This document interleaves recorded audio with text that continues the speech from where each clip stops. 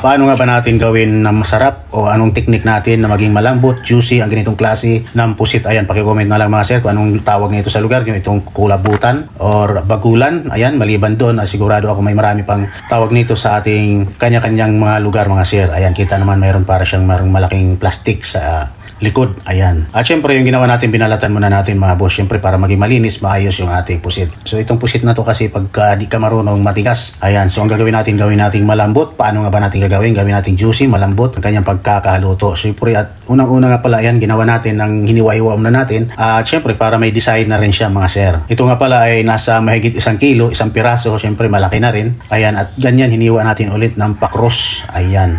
At syempre, ayan, niliit-liitan pa natin paghiwa mga sir. Maliban sa magiging juicy na siya, mayroon pa siyang konting design, di ba? So ayan, nahiwa na nga natin lahat. So ang diskarte natin rito, una-una, i-prepare muna natin, bago ang lahat, i-prepare muna natin yung ating pampalasa, pampa-aromatics, yung ating pag-isa. Syempre, una-una yung bawang mga boss.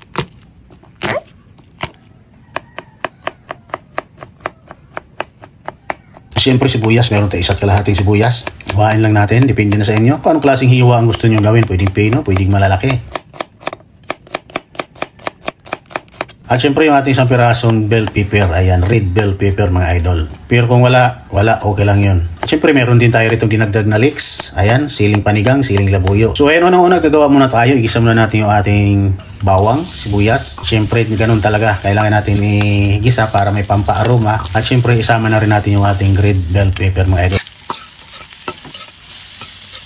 Meron tayong 2 sachet ng oyster sauce. Ayan, konting ketchup. Siguro mga 1/4 cup na ketchup. Siyempre maraming paminta para masarap. Igisa natin ng maigi mga sir. So ang gagawin natin rito, gagawa muna tayo ng masarap na sauce. At siyempre konting hot sauce, konting Worcestershire sauce. Ayan. At seasoning, konting soy sauce, bitchin. At meron tayong dinagdag rito ng siling panigang at siling labuyo na 1 piraso lang. Ayan. So ang gawin natin, lutuin ang pinaka-sauce ng ating pusit.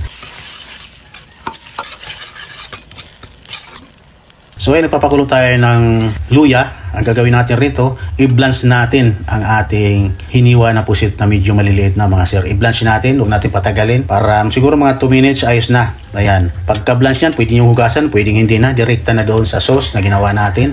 So ayan mga sir, ganyan lang tayo kadali, kasimple magluto kung paano natin palambutin, gawin natin juicy, masarap ang ating pusit na matigas, kulabutan. So ayan pala, nag-addition lang tayo dito ng konting rice wine, ayan. Pwedeng gin kung gusto nyo, ayan. So para sila naman yan, at syempre ang ating leeks, ayan. So ayan, luto na, ganyan lang kadali, kasimple magluto ng pusit, tapasarapin natin na hindi matigas, malambot mga sir. Syempre dapat malambot, hindi matigas, ayan. At sa mga nagtatanong pala dito sa ating ginamit na Chinese wok, stainless wok, lalagay na lang po natin sa comment section. Salamat.